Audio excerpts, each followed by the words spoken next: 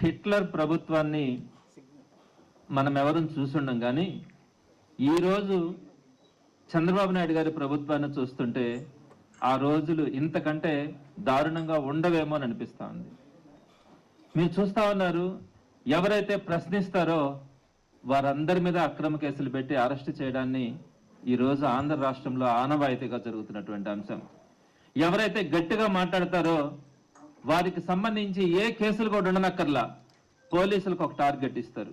ఇతన్ని ఇన్ని రోజులు జైల్లో పెట్టాలా అంటే ఏదో ఒక కేసును సృష్టించి ఆ కేసులో కన్ఫెషన్ స్టేట్మెంట్ని తీసుకొని ఏదైతే వాళ్ళకి టార్గెట్ ఇచ్చినారో నెల, 2 నెలల, 3 నెలల, 4 నెలల, 6 నెలల, ఆ అన్ని నెలల పాటు వాళ్ళని జైల్లో ఆంధ్ర రాష్ట్రంలో చూస్తా ఉన్నాం. ఇంతకంటే దారుణమైనటువంటి పరిస్థితులు. ఇంతగా ఒక ప్రశ్నిస్తే, ప్రభుత్వాన్ని ప్రశ్నిస్తే, ఒక సామాన్యుల పక్షాన ఉండే ప్రభుత్వాన్ని కనుక ప్రశ్నిస్తే వారిని జైలులో పెట్టడం కానీ వారి మీద అరెస్టులు చేయడం కానీ ఈరోజు ఆనవాయితీగా జరుగుతున్నటువంటి పక్షంలో ఎంప్లాయీస్ ను కూడా వదలకుండా ఈ ప్రభుత్వం ఎంత దారుణంగా వంచి ఈ రోజు మోసం చేసింది అన్నది ఈ రోజు కళ్ళకు గట్టినట్టు కనపడతా ఉంది.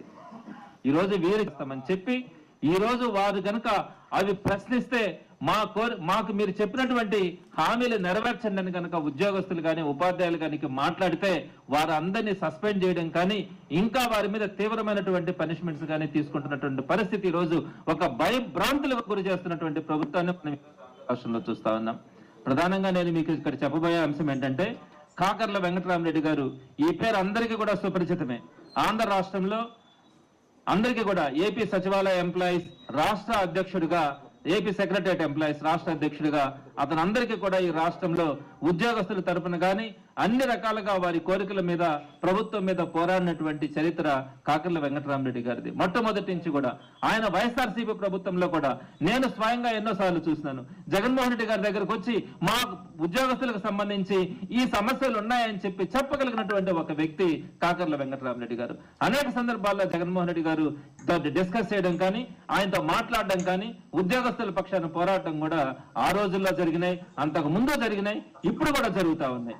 అలాంటి కాకర్ల వెంకటరామరెడ్డి గారిని ఏదైతే ఉద్యోగస్తుల మీద ఆయన మాట్లాడుతూ ఉన్నారో, మొన్నటి రోజున ఆదివారం రోజున నిన్నగాక మొన్నటి రోజున కూడా ఆయన టీచర్స్ కి సంబంధించి స్టేట్ ఎంప్లాయీస్ మీటింగ్ జరిగితే కూడా దానికి సంబంధించి ఎక్కడైతే వాళ్ళకి సంబంధించినటువంటి సమస్యలు ఉన్నాయో ఐఆర్ విషయంలో కానీ, పిఆర్సీ విషయంలో కానీ, అరియర్స్ విషయంలో కానీ వీటన్నింటినీ కూడా విడుదల చేయండి, లేకపోతే ఈ ప్రభుత్వాన్ని మేము ముట్టడిస్తామని చెప్పి ఆదివారం రోజున ప్రకటించినటువంటి సందర్భంగా నిన్నటి రోజున ఆయన్ని సర్వీసెస్ నుంచి డిస్మిస్ చేసినటువంటి ప్రభుత్వం ఈ ప్రభుత్వమే చెప్పాలా.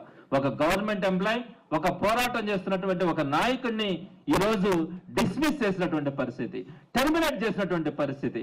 ఎక్కడ కూడా ఆయన మీద అలిగేషన్స్ కూడా పెద్దగా లేవు. నిన్నటి రోజున ఏం చేస్తున్నారు ఆయన మీద? ఒక అలిగేషన్ అన్నది ఏ అలిగేషన్ తీసుకొచ్చినారు వెంకటరామరెడ్డి గారి మీద?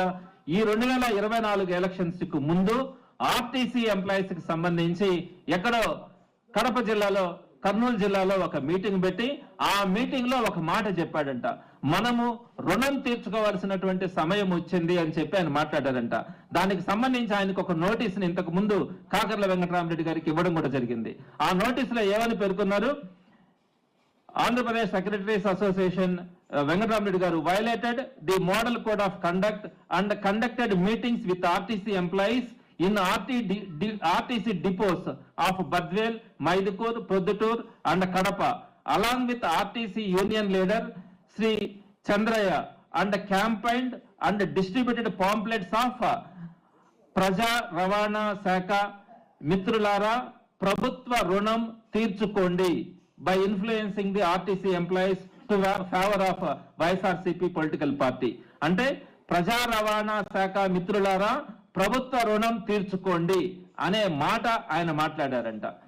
ఈ మాట ఎందుకు మాట్లాడుంటారు? ఒకవేళ మాట్లాడితే కూడా ఆర్టీసీని ప్రభుత్వం పరం చేసి వారందరికీ కూడా రెగ్యులర్ ఎంప్లాయీస్ లాగా వారందరికీ కూడా ఈ రోజు ఆర్టీసీని ప్రభుత్వ పరం చేయడం కూడా వైఎస్ఆర్సీపీ ప్రభుత్వంలో జరిగింది. దానికి సంబంధించి అక్కడ ఏదో ఒక మీటింగ్ జరిగిందంట. ఆ మీటింగ్ లో ఈ ఒక్క మాట అన్నారంట. దానికి సంబంధించి ఒక నోటీసును కూడా ఇవ్వడం జరిగింది. దానికి సంబంధించి నోటీస్ ఇచ్చిన పక్షంలో అక్కడ ఉన్నటువంటి డిపో మేనేజర్ కూడా రిటర్న్ గా కూడా ఇవ్వడం జరిగింది. ఏమని ఇచ్చారు ఆయన? అలాంటిది ఎక్కడా కూడా ఈ మా ఆవరణలో ఎక్కడా కూడా జరగలేదని చెప్పి ఆయన రిప్లై కూడా ఇవ్వడం జరిగింది. అయినప్పటికీ కూడా నిన్నటి రోజున ఈ ప్రభుత్వం కక్ష కట్టి ఆయనని టెర్మినేట్ చేసింది, సర్వీసెస్ నుంచి టెర్మినేట్ చేసినటువంటి పరిస్థితి.